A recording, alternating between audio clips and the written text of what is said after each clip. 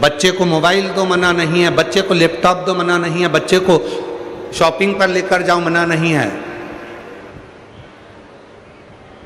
पर बच्चे से उतना स्नेह करना जिससे बच्चा आपका कहीं गलत संगत में ना चला जाए। पर आज के जमाने में तो लोग बच्चे को भी झूठ बोलना सिखा देते हैं। एक बच्चा जिद कर रहा था, मम्मी जा रही थी किटी पार्टी में और बच्चा जिद कर रहा था मैं भी चलूंगा मैं भी चलूंगा। माँ ने कहा नहीं, तेरी पढ़ाई कढ़ाई में, एग्जाम कढ़ाई में, चल पढ़ने बैठ, अभी ट्यूशन वाले सर आते होंगे, चल कोचिंग कर पढ़। बच्चा कहने लगा नहीं मैं भी जाऊंगा मैं भी जाऊंगा। बच्चा जिद करने लगा। माँ ने 10 रुपए निकाले पर्स में से, बच्चे को दे दिए, ले टॉफी खा लेना, और कोई भी आए ना और पूछे तेरी मम्मी कहाँ गई तो कह देना पापा के साथ घूमने गई।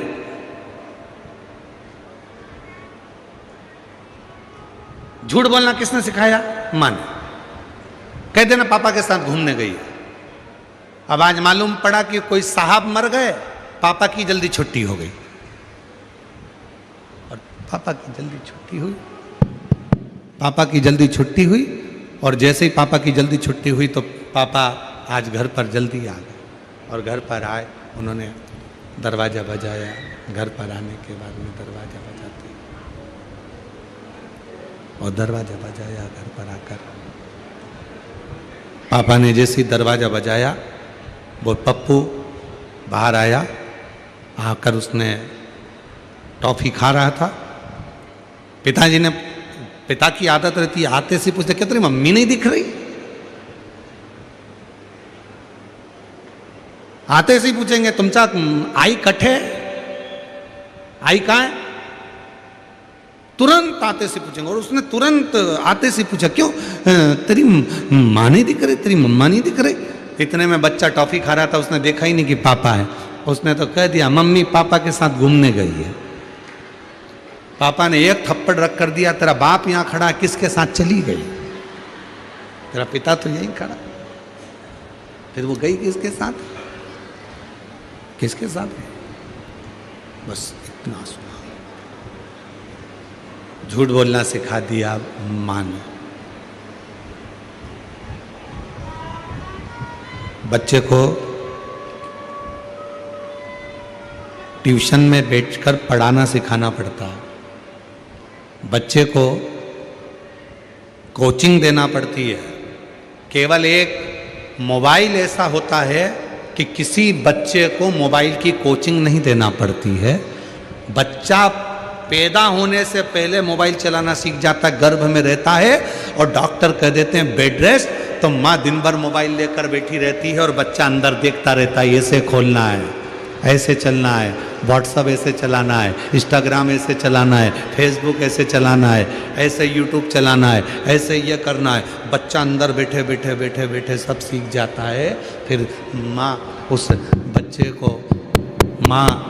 बच्चे को सिखाती कुछ नहीं है, उसको अन्य पढ़ने की कोचिंग देगी, अन्य चीज की कोचिंग देगी, पर माँ मोबाइल की कोचिंग अपने बच्चे को नहीं देती है। बच्चा खुद गर्भ में रहकर मोबाइल चलाना सीख जाता है।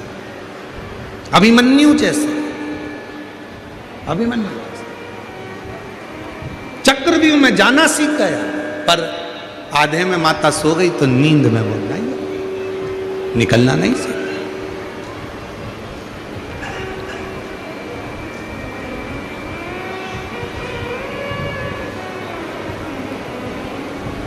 देव, हम मना नहीं करते तुम्हारे बच्चे को मोबाइल मत दो, देव।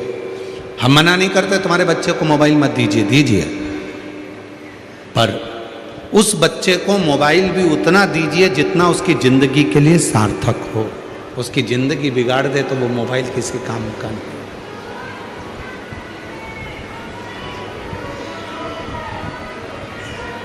देव मना नहीं है, पर उसकी जिंदगी ना बिगड़े, उसका जीवन सार्थक हो जाए, उसके जीवन में कभी उसको कष्ट ना हो, उतना दीजिए। शिव कथा करिए, भगवान शंकर का चरित्र करिए। मैंने तेरे ही भरोसे बाबा, तेरे ही भरोसे हवा बीच उड़ती जावांगी बाबा, डोर छड़ी नाम कटी जावांगी। भोले मैं तेरी कथा, शंभू मैं तेरी कथा, हवा बिच उड़ती जावांगी। बाबा डोर हथो छड़ी नाम कटी। शिव कथा कर रही है, भगवान शंकर का चरित्र कह रहा है। उस जातरणी में वो बच्चा कह रहा है, एक तरफ बिल्ली बैठी है, एक तरफ जातरणी बैठी है, एक तरफ तुम बैठी हो, तुम कह रही हो कि ये मेरा पुत्र है, तुम कहती हो कि ये मेरे सोने की सीढ़ी है, ये स्वर्ण सीढ़ी। वो जातरणी मुझे देख रही, मां तुम मुझसे प्रीत मत रखो। वो बच्चा कह रहा है अपनी मां वरवरणी से, तुम मुझसे प्रीत मत रखो। मैं तो कुछ दिन का हूं, थोड़े से दिन मेरे हैं जीवन के, मुझे थोड़ा सा दिन मिला है जीवन, मेरी थोड़ी सी जिंदगी है, जितना जी लूंगा जी लूंगा।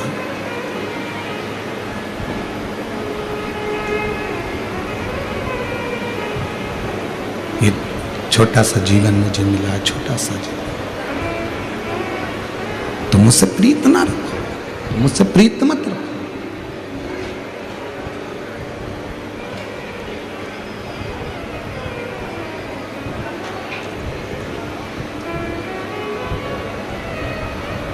थोड़ी देर बाद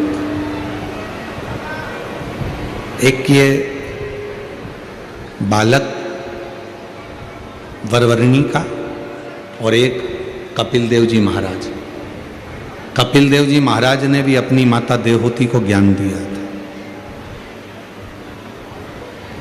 और वरवरणी का जो पुत्र हुआ है आनंद, उसने भी अपनी माता को ज्ञान दिया।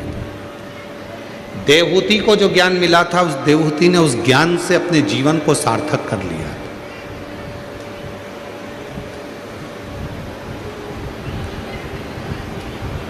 देवहूति ने उस ज्ञान से अपने जीवन को सार्थक कर लिया था कि मेरे बेटे ने मुझको ज्ञान दिया।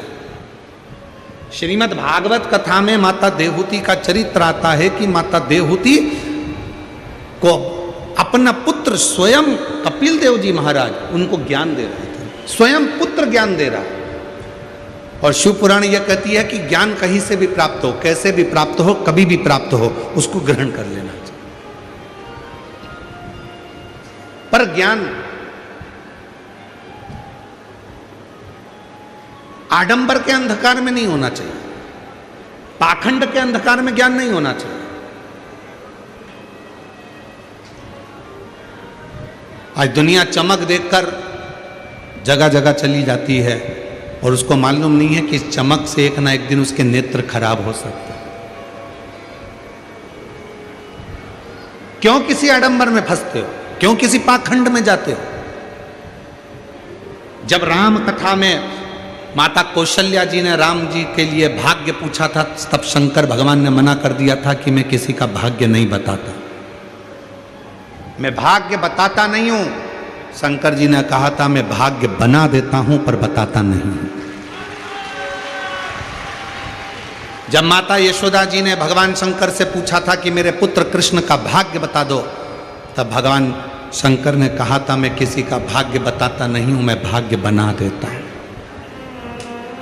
शिव भगवान शंकर की शिव पुराण, भगवान शंकर पर चढ़ाया गया एक लोटा जल, भगवान शंकर का भजन, भगवान शंकर का स्मरण, भगवान शंकर की कथा, भगवान शंकर का मंत्र जाप, श्री शिवाय नमस्तुभ्यम, ओम नमः शिवाय, नमः शिवाय, ये तुमको भाग्य बताएगा नहीं पर भाग्य तुम्हारा बना देगा।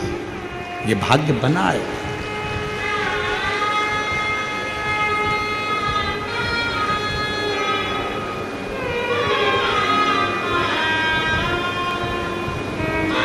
जो तुमसे कहे कि मेरे पास आकर बैठो मैं तुम्हारा भाग्य चमका दूंगा, बिल्कुल मत समझ लेना कि पक्का झूठ बोल रहा है। जो तुमसे बोले कि मेरे पास आना मैं तुम्हारा भाग्य बना दूंगा, समझ लेना झूठ बोल रहा है। कहीं मत जाओ, सारी समस्या का हल एक लोटा जल। जम के बोलो, सारी समस्या का हल। जब सीहोर वाला बाबा इतना डंका पीट पीट के कह रहा है कि कहीं मत जाओ, एक लोटा जल चढ़ाओ, तुम्हारी किस्मत तुम्हारा भोलेनाथ बना देगा, कहीं मत जाओ, अपने घर के मंदिर में जाओ, अपने घर के पास के मंदिर में एक लोटा जल चढ़ाने जाओ, कहीं किसी चुंगल में मत फंसो, किसी के आडंबर में मत फंसो। क्यों फंसो? और फिर मिलते हैं वो नासिक जैसा महाराज। फिर मिला वो ऐसा, भाग्य बताने के चक्कर में ना जाने कितनों की जिंदगी को बर्बाद कर कर बैठ गया।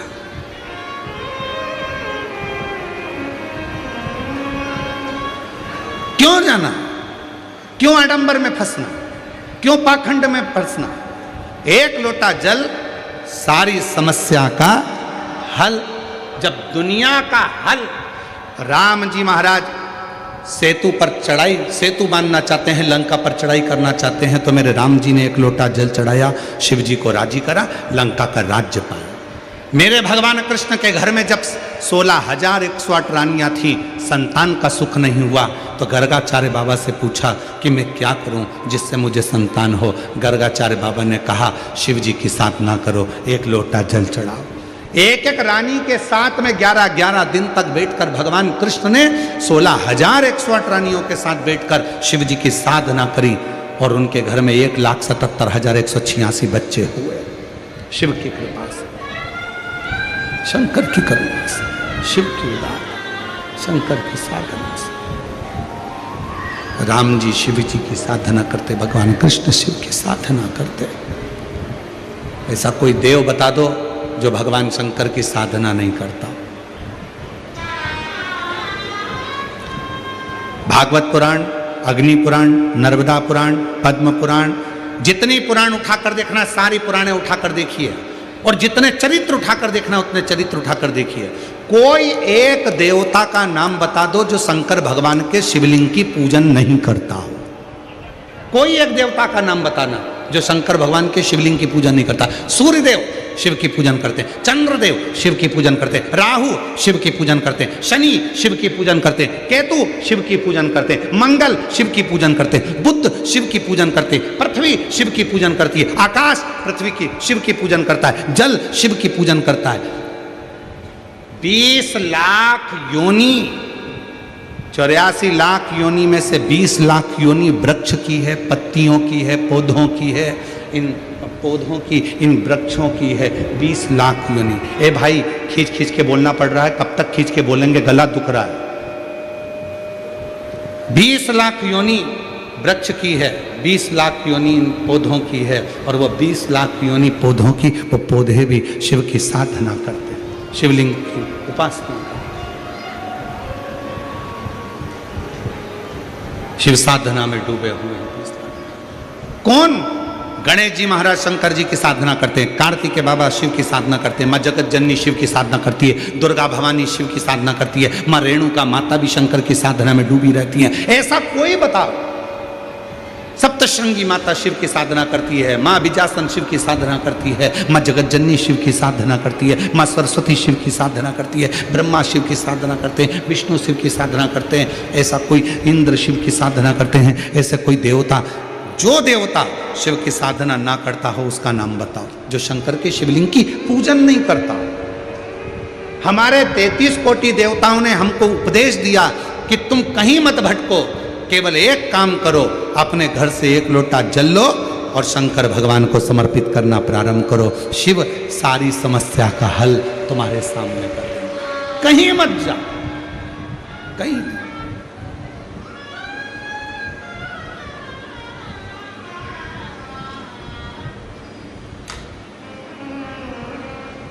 तुझ में राम, मुझ में राम, सब में राम समाया है, जित देखो उत राम की ही माया है। सब में राम समाया, कोई अलग, सब जहाँ देखो वही राम है। सीहोर कौन कौन गया? हाथ उठाओ जरा। कुबेरेश्वर धाम गए हो आप लोग? वहाँ क्या कहा जाता है? कंकर शंकर। क्या कहते हैं? कंकर शंकर।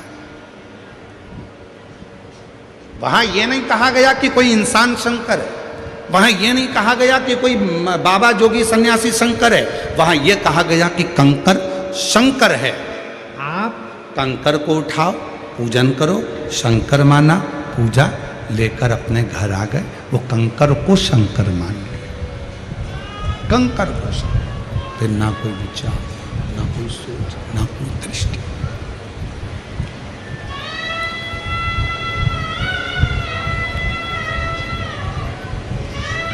एक प्रसंग याद आता है। एक लड़का एक लड़की से कहता है, मैं तुझसे इतना प्रेम करती हूं, इतना प्रेम करता हूं, मैं तुझे इतना प्रेम करता हूं कि हर जगह जिसे देखूं मुझे तू ही नजर आती है।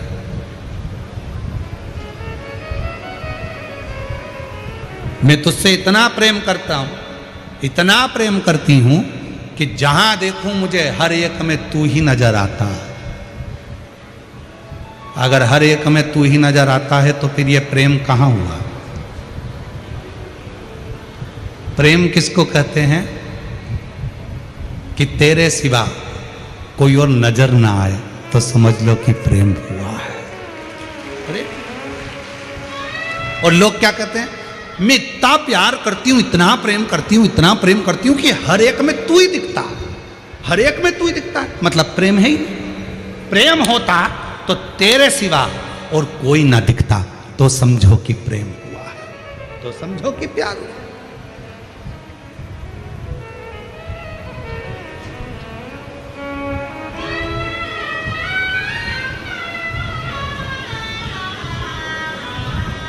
राम में भी शिव दिखे, कृष्ण में भी शिव दिखे, हर एक में शिव दिखे। जिसको देख रहे हो, जिसका स्मरण कर रहे हो, उसमें शिव के सिवा कुछ ना दिखे, कुछ नहीं।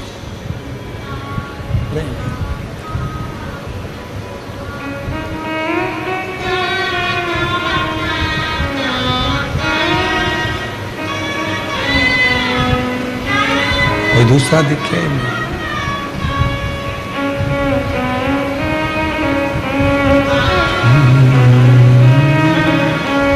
मेरे तन में भी शिव, मेरे मन में भी शिव, रोम रोम समाया तेरा नाम रे।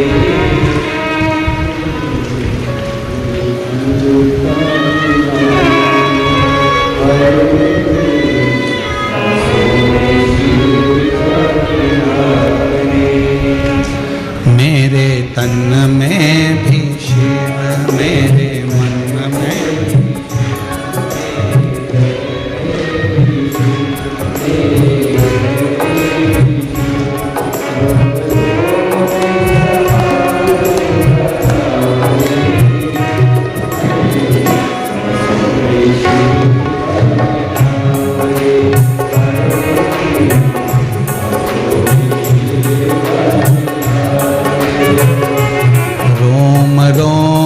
समाया तेरा नाम रे, मेरे सांसों में तेरा ही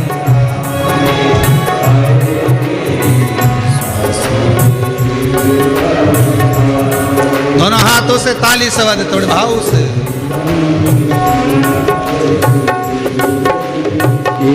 जैसे चंदा में शिव, जैसे सूरज में शिव, अंबर तारों में समाया शिव का नाम रे। सांसों में शिव का